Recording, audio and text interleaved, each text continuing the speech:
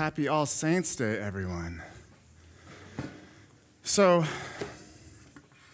when I was in my early 20s, I took a trip to Scotland.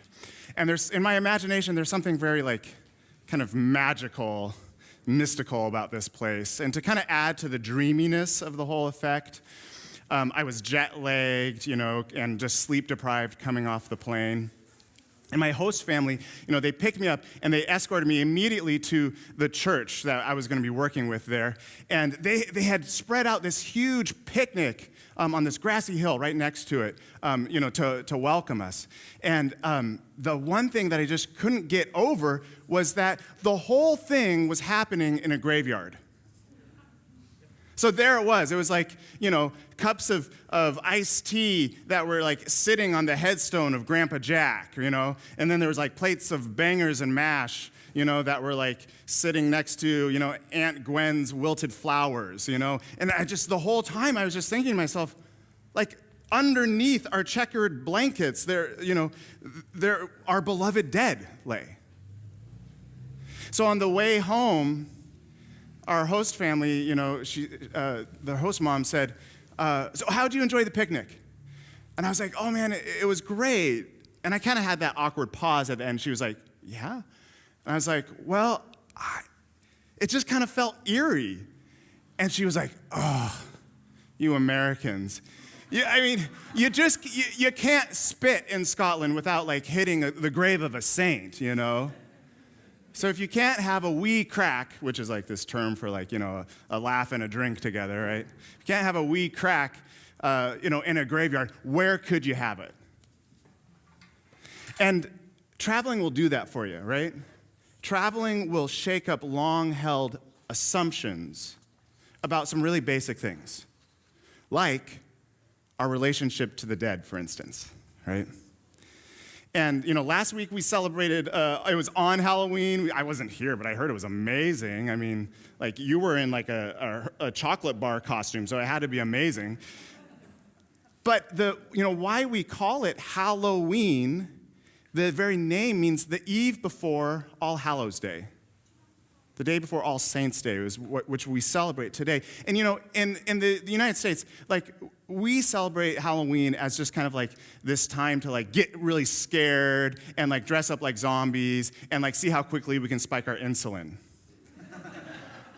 But what we rarely get around to actually doing is actually remembering those who have really died. Because to engage in the grief and the uncertainty and the frailty of life, my goodness, that's too terrifying. So instead, we just stick to the frictional frights instead, right? All of our culture's preoccupation with death somehow works to deny the existence of death rather than really engage it. We spend lots of money, billions of dollars every year trying to convince ourselves that we won't get old and die. And doesn't it seem like other cultures do this better than ours? I mean, there's something about the Mexican Day of the Dead celebration that just seems to get right this mixture of playfulness and gravity. There's dancing and there's partying, right? But there's also that parade through the town up to the church with pictures of personal saints, right? The lighting of candles. There's this mourning mixed with laughter. Death is not neglected, and it also doesn't rule with fear. It exists as an integrated part of life. And I think that is what this Christian tradition of All Saints Day has in mind. All Saints Day invites you into a picnic in the graveyard. All Saints Day invites you to come to grips with death so that you can get to really living, right? I mean, death adds some urgency to things. You know that resentment that you've been holding on to? You don't got time for that. You know, all those hours of entertainment watching other people doing the living? You don't got time for that. Death adds some urgency to life. Now, I'm not saying that there isn't something scary about death. Like, of course, death is scary. Why? Because it's totally unknown. I have never done it before. I've never done it. Have any of you ever done it before? I didn't think so. It is unknown, and the unknown is scary. And death is going to mean change. Unknown change. And that is my least favorite kind of change. Right? I like the kind of change that I can see and I can like carefully evaluate it. I can be certain of it. But death says, no, that is above your pay grade. You do not get to know. You do not get to know. I only get to know death from this side of things. And on this side of death, I experience the enormous loss of it, of those that I love who die before me. And most of the time, that just feels like a huge distance, like an estrangement, like a disconnection. I don't like that change. So how do we embrace unknown change? Isn't that often the question that we keep coming back to on this Jesus path, right? How do we embrace unknown change? I mean, look up there. Look at that central symbol of the Christian faith, the cross. There's just only one good thing to do with the cross that it's good for, is to die on. And it confronts us. Every time we look at it, it should confront us of the hard reality of death and unknown change. And it says to us there's only one way to transformation. It's through it. Jesus says, oh, hey, you want to follow me? Fantastic. Here's your cross. We're headed into unknown change. Come on, let's go. Anybody? Anybody? The good news of God and Jesus doesn't give us certainty about what happens after death. I wish that it did. I want certainty. I love some certainty. I want something I can prove, something that where I can just possess all the facts, because that puts me in control of it. But what certainty doesn't do is put me into relationship. Only faith does that. Only trust puts me into relationship. But faith is not certainty. Don't get that twisted. Faith is not certainty. The scriptures say this: faith is confidence in what we hope for, but we can't see it. And this word confidence, confide, literally means with faith, with trust. So trust is a relational word, right? And the faith of Jesus trusts that God is transforming all things, even death, even the cross.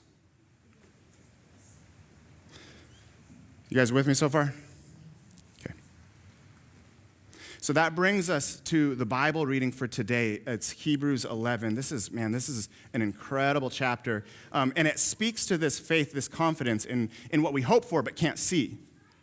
And the author makes this like big old list of people who have had this trust, calls them a cloud of witnesses. And it paints this picture that like your life is like a race. It's like a marathon. And there's this big crowd on like either side, and you're like running. I kind of hear the like Chariots of Fire theme song, kind of. Yeah, da-na-na-na-na. And then they're like all on the side, and they're like, yeah, go, right? So it paints this picture of all who have run before you. So, okay, as I read this passage, I want a little call and response here. So when I say we are surrounded, I want you all to say, by such a great cloud of witnesses. Let's do a little practice. Are you ready? We are surrounded by such a great cloud of witnesses. Beautiful, beautiful. Okay, let's start this reading here. It is by faith that Abel brought his offering before God. By faith, Enoch was taken up before his time. By faith, Noah, when warned about things not yet seen, he built an ark to save creation. So, people, we are surrounded. And by faith, Abraham, when called to go, went, even though he did not know where he was going. And by faith, Sarah, who was past childbearing age, gave birth to Isaac because she considered God faithful. And by faith, Abraham, when tested, trusted that God could even raise the dead. So we are surrounded. And by faith, Isaac blessed the little brother Jacob. By faith, Jacob blessed each of Joseph's sons. By faith, Joseph foretold the exodus from Egypt. By faith, Moses' parents hid him as a baby. By faith, Moses chose to be mistreated along with the people of God rather than to enjoy the fleeting privileges of the empire. By faith, they kept the Passover and crossed through the Red Sea as on dry land. Oh, we are surrounded. And by faith, the walls of Jericho fell with a yell. By faith, Rahab welcomed the spies. What more can I say? I don't have time to tell you about Gideon and Barak and Samson and Deborah and David and Samuel and all the prophets who through faith overturned empires, brought justice, gained what was promised, who shut the mouths of lions, who quenched the fury of the flames, escaped the edge of the sword, whose weakness was turned into strength. Some were tortured and refused to be released. Some faced humiliation and imprisonment.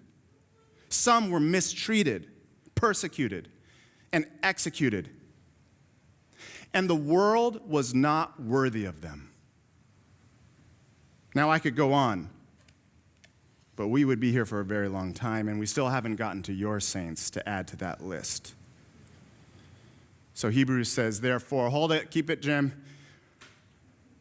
Therefore, since we are surrounded by such a great cloud of witnesses, then throw off everything that holds you back, throw off everything that entangles you, so that you can run the race, so that you can fix your eyes on Jesus, who pioneered this faith, this trust in the Creator, and didn't just pioneer it, but perfected it.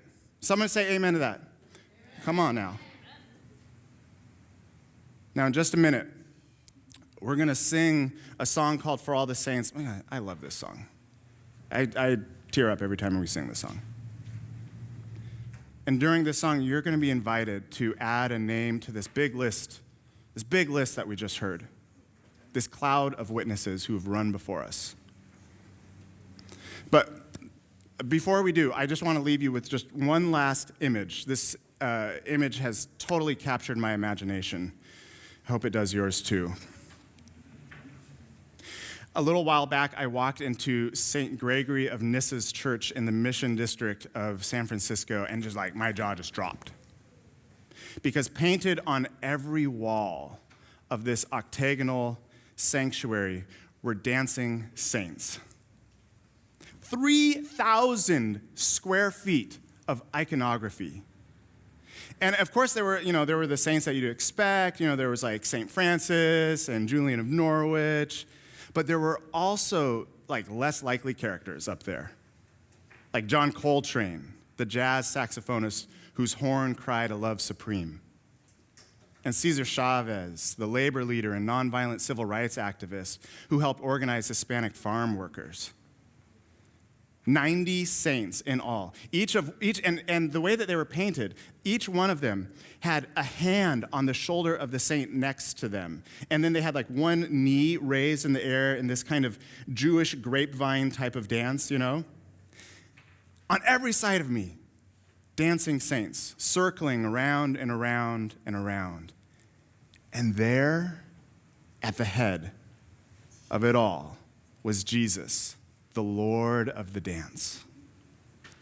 The 12-foot Christ was full of motion and life, his hand raised like he was just kind of like inviting all of us to come and dance. I mean, I have just never been in a more contagious space than this one.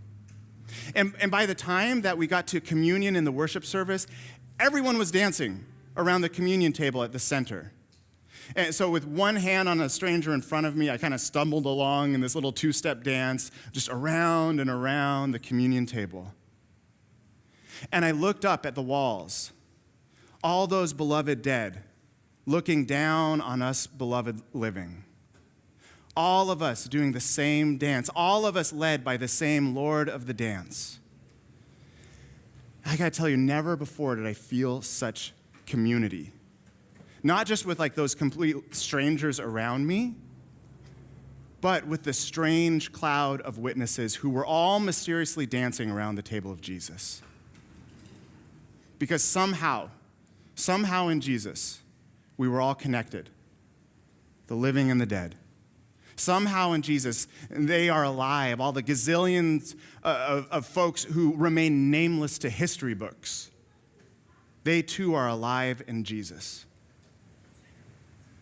And somehow, your saints too, your beloved dead, to whom our connection has changed, yet remains. We trust that they are part of this dance too. So thank you to those who have already submitted names to the roll this morning.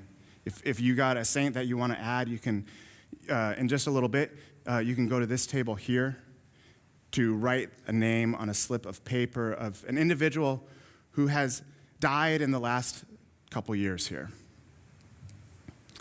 And you'll have a chance to bring those forward. If you're watching at home, you can go to the link in the comments. So, friends, who has come to mind? Who has come to heart as I've been speaking this morning? Let's add their names to the roll.